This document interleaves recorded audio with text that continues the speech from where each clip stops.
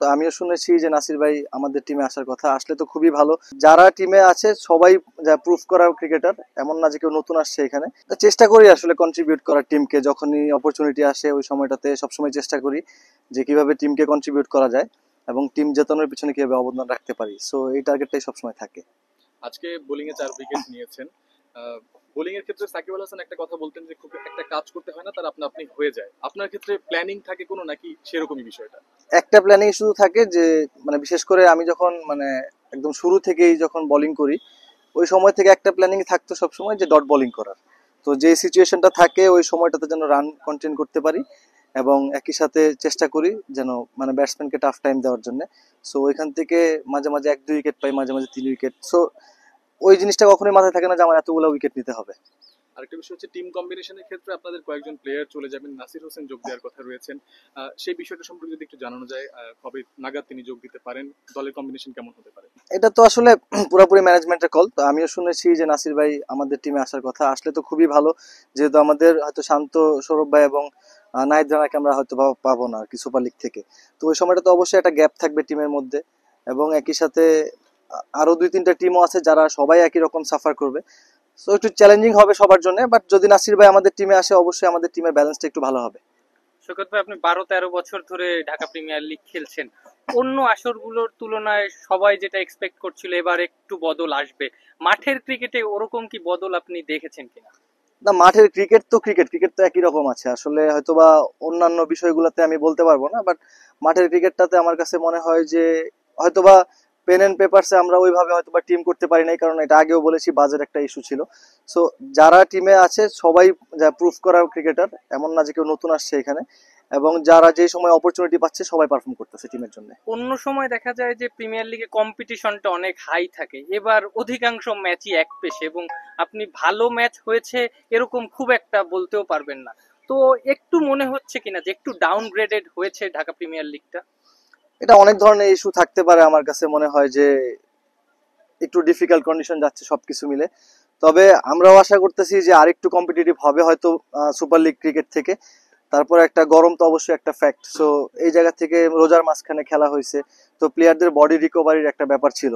So সবকিছু মিলে এখন ঈদের পরে মাশাআল্লাহ আমরা ভালো শুরু করেছি এবং পুরো টুর্নামেন্টটা ভালো যাবে সেই আশা করি এবং ভালো টুর্নামেন্ট সামনে আসবে সেটাও আশা করতেছি। সেটা গেল কয়েক বছর ধরে আপনি তো আবাহনীকে হ্যাট্রিক শিরোপা জিতিয়েছেন ক্যাপ্টেন হিসেবে। গেল কয়েক বছর ধরে নানা কারণে হোক না কেন আবাহনী দলটাকে নিয়ে নানা ধরনের নেতিবাচক কথা হয়েছে অনেক বেশি। এবার কি আসলে আবাহনী তারা যে আসলে ফেয়ার ক্রিকেট খেলে কিংবা খেলে না, মানে এবারের আবাহনীর পারফরমেন্সটা কি সেই আগের আসরগুলোর জন্য কিছু একটা জবাব কিনা, যারা এগুলো নিয়ে আলোচনা সমালোচনা করে? এখন দেখেন আসলে এটা অনেক কন্ট্রোভার্সিয়াল কথা হয়ে যাবে আমার কাছে মনে হয়। নেতিবাচক বিষয়টা কিভাবে মানে বলতে চাচ্ছেন আমি আসলে সেটা ক্লিয়ার না। আর যদি সেরকম কিছু হয় তো মাঠের আমি ক্লিয়ার করে দিচ্ছি। অনেক সময় বলছে যে আবাহনী মাঠে একটা এক্সট্রা অ্যাডভান্টেজ পায়, এবার কোনো অ্যাডভান্টেজ ছাড়াই আবাহনী মাত্র একটা ম্যাচ হেরেছে এবং টেবিল টপার। এক্স্যাক্টলি, আসলে লাস্ট ইয়ার থেকে শুধু আপনি লাস্ট 2-3 বছর আগেও দেখেন তাহলে আমাদের টিমে কারা কারা ছিল পুরো টিমটা আপনি একটু দেখবেন। এবং একই সাথে যখন একটা প্লেয়ার যখন একটা ভুল করে মাঠের মধ্যে যদি কোনো ইনসিডেন্স করে তার ফাইন হচ্ছে এবং সবকিছু সিওসি পর্যন্ত হচ্ছে। সো যখন অ্যাজ এ আম্পায়ার অনেক সময় হিউম্যান বিং তারা একটা ভুল করতেই পারে। তো সেটাকে যদি আপনার পছন্দ হবে না, অনেক সময় আমার পছন্দ হবে না, সেটাকে যদি আপনি বলেন যে কেউ একজন সাপোর্ট নিচ্ছে তাহলে সেটা আমি বলবো যে ভুল। বাট এখন এটা অনেকে অনেক রকম ভাবে বিশ্লেষণ করতে পারে, বাট আমার কাছে এটা কখনোই মনে হয় না। মাঠের ক্রিকেটটা সুন্দর থাকুক, আমরা সবসময় এটাই চাই।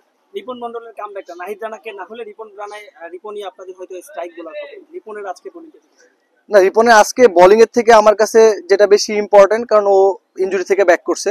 সো ওর আরো 7টা ম্যাচ আছে, ওই ম্যাচগুলো খেলা লাগবে। সো আজকে যে ভালো দিকটা ছিল যে ও 6 ওভারের স্পেল করতে পারছে, তো এবং এই স্পেলটা আমার কাছে মনে হয় পরের যে ম্যাচগুলো আছে সেইগুলোতে আমাদেরকে সহায়তা করবে। একদম আমার শেষ প্রশ্ন, আউটফিল্ড নিয়ে ছোট ম্যাচ হয়ে গেছিল, ছোট ম্যাচে যা কিছু হতে পারে আপনাদের মতো যারা বড় দলগুলো, মানে ঢাকা প্রিমিয়ার লিগ আমরা বলি সবচেয়ে হাইয়েস্ট স্ট্যান্ডার্ড, সেখানেও আসলে 1 ঘন্টার বৃষ্টিতে 3.5 ঘন্টা খেলা হয় না। এটা আসলে এখন আপনি কি বলবেন, আপনি নিচের দিকে তাকাইলে বুঝতে পারবেন যে মাঠের অবস্থাটা কি আসলে। সো উইকেট হয়তোবা আমরা ডেভেলপ করতেছি, বাট আপনার গ্রাউন্ড একই সাথে যখন আপনার টিমের 2 পাশের মাঠে খেলা হবে 8 জন 10 জন ন্যাশনাল টিমের আপনার কয়েকদিন পরেই সিরিজ এরকম একটা গ্রাউন্ডে খেলবে, ওই সময় তাদের জন্য অবশ্যই ইনজুরি কনসার্ন একটা ব্যাপার থাকে। সে অবশ্যই 100% এফোর্ট দিতে হয়তো অনেক সময় চাইবে না, কারণ তার ইনজুরির একটা ব্যাপার থাকে। যেটা আপনি একটু আগে আমাকে বললেন যে ওই কম্পিটিটিভ বিষয়টা, সেটা হয়েছে যখন এই বিষয়গুলো আসে তখন আপনি এগুলা কিভাবে কন্ট্রোল করবেন, সেটা আমি অ্যাজ এ ক্রিকেটার আমি কন্ট্রোল করতে পারবো না। তো যারা এই ব্যাপারগুলো দেখতেছেন তারা অবশ্যই তাদের দৃষ্টি আকর্ষণ করে বলবো তারা এই বিষয়গুলো যেন খেয়াল রাখে, বিশেষ করে মাঠের অবস্থাটা, বিকেএসপি বিশেষ করে আরেকটু ডেভেলপ আমরা চাইলে করতে পারি। সৈকত ভাই, পারভেজ ইমনের বিষয়টা নিয়ে একটা লাস্ট কোশ্চেন করব।